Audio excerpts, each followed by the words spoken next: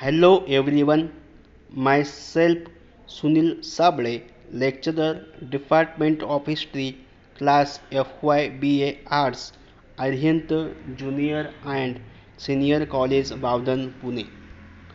So, somebody of today's lecture, we have to discuss chapter number 2, Harappan Culture, Bronze Age Civilization, yesterday's remaining point to be continued today. So point number 1 in this today's remaining chapter, remaining point number 1, Mohenjo-daro.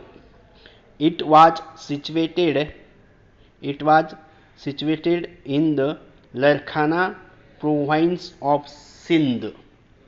It was spread in around 1 square mile area for planning as it was divided into two parts, east and west. Western part is relatively smaller than eastern one. This space has been elevated by making a platform. Platform has been made by mud, mortar and raw bricks. Construction has been done on this platform only. There is fortified wall all around it. This wall is made of raw bricks. There are towers and minarets also in it. There must be a main entrance in this fort, but scholars have not able to know about this. There are several public buildings in this west part. We get to know about prosperity of this place. It appears that different buildings had different names like Anna Bhandar, Mahavidyalaya, etc. But this can only be a estimate as still there is no success in reading their script. तर बघा, आपण जसं हरप्पा संस्कृतीचा आपण अभ्यास केला, तसंच त्याप्रमाणे त्याच्या त्याबरोबरची एक मोहेंजोदारो ही त्यावेळची एक सिंध संस्कृती होती. त्या सिंध संस्कृतीमध्ये एक मोडकळीस आलेल्या ज्या विटा असतात, ब्रिक्स म्हणजे विटा, 1921-22 तुम्हाला आधी पण सांगितलं मी की 1921 आणि 1922 यामध्ये जेव्हा रेल्वे रुळाचं काम सुरू होतं, आता हरप्पा संस्कृतीचा ज्यावेळेस शोध लागला त्यावेळेस दयाराम साहनी यांच्या नेतृत्वाखाली ते काम सुरू होतं. त्यावेळेस हरप्पा संस्कृतीचा शोध लागला गेला आणि नंतरच मग काय झालं की हरप्पा संस्कृती नंतर मग काय की मोहेंजोदडो त्यावेळेची एक संस्कृती होती, त्यावेळेचा तो एक कल्चर होता. सो 1922 मध्ये डॉक्टर राखालदास बॅनर्जीच्या नेतृत्वाखाली या मोहेंजोदडो ही जी त्यावेळची जी संस्कृती होती, त्यावेळचं हे कल्चर होतं, ते त्याचं सर्चेस केलं गेलं आणि त्याच्या प्रेरणेखाली याचं काम केलं गेलं. ठीक आहे. सो मग प्लॅटफॉर्म म्हणजे ज्यावेळेस म्हणजे त्या मुलतान याच्यामध्ये मुलतान प्रांत सिंध प्रांत आहे, त्यावेळेस सिंध नावाची नदी आहे, त्याच्या बँक ऑफ सिंध, ठीक आहे, त्याच्या काठावरती या संस्कृती ही शोधली गेली. म्हणून ह्या ज्या संस्कृती आहे त्याला सिंध संस्कृती, सिंध कल्चर म्हणून ओळखतात. ठीक आहे. मग there is fortified wall of around it. आता तिथं असं आढळलं आहे की जसं बंदिस्त, आता समजा एखादी गाव आहे तिथं असं आढळलं होतं की बंदिस्त, आता जसं याला सरहद, समजा आता आपला भारत देश आहे तर भारत देशाच्या अवतीभोवतून म्हणजे शत्रूपासून संरक्षण व्हावं म्हणून आपल्याला संरक्षण भिंत असते, तसं त्या मोहेंजोदडोला संरक्षण भिंत अशी वॉल कंपाऊंड म्हणतो आपण, वॉल कंपाऊंड अशी मोडकळी सांगितली, त्याचं ब्रिक्स ते विटा सापडल्या की जे की ते वॉल कंपाऊंड, जसं आपलं घर असतं, आपली सोसायटी असते, त्याला वॉल कंपाऊंड आपण करत असतो, तसं त्या प्रकारे तिथं त्या गावाला ते जे नागरिकांचे ते जे शहर होतं मोहेंजोदडो, त्या शहराच्या अवतीभोवती ते कुंपण होतं, ते वॉल कंपाऊंड होतं. आता वॉल कंपाऊंड होतं आपण कशावरनं म्हणू की तिथं ब्रिक्स, छोट्या म्हणजे तुडक्या मोडक्या ज्या ब्रिक्स म्हणजे विटा होत्या त्यावेळेच्या, त्या विटेवरून आपल्याला कळतं की इथे त्याच्या सभोवताली त्याच्या काय असावं, एक वॉल कंपाऊंड असावं, जी की त्या शहराला ते सेफ्टी, कारण की शत्रूंचा त्याच्यावर धोका नसावा. ठीक आहे. So there are tools and minerals also in it. There must be a main entrance in this fort.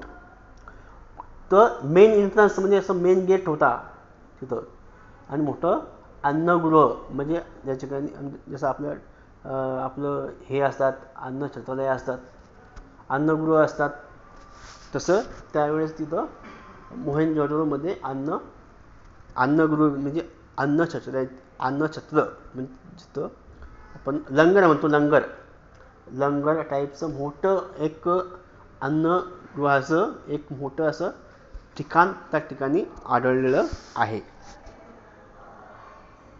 Success in reading their script, looking at grandiose of such buildings, it can be said that there must lived high profile people. म्हणजे ह्याच्यावरनं आपल्याला दिसतं की तिथले जे लोक होते, आता साहजिकच समजा आपल्याला माहिती आहे की आपल्या भोवती वॉल कंपाऊंड आहे, सेफ्टी झोन आहे, त्यामुळे आपल्याला बाहेरून जे शत्रू येतात त्यांच्यापासून आपल्याला धोका नाही आहे, त्यामुळे आपण साहजिकच तिथं त्यांना कुणाचाही कुणाची भीती त्यांना नव्हती, शत्रूची त्यांना भीती कधी वाटली नाही, कारण की काय त्यांच्या सभोवताली वॉल कंपाऊंड होतं सेफ्टीसाठी. ठीक आहे. सो म्हणून which is standing on bamboos, it is assumed that this was a public hall. मोठं पब्लिक हॉल, याचं सांस्कृतिक भवन असतं, असं हे हॉल सुद्धा तिथं आढळलेलं आहे. ठीक आहे. have been found in excavation which indicate that there used to live smaller section of society. A big pond has been found in this western part of Mohenjo-daro. It is 39 feet long and 23 feet wide.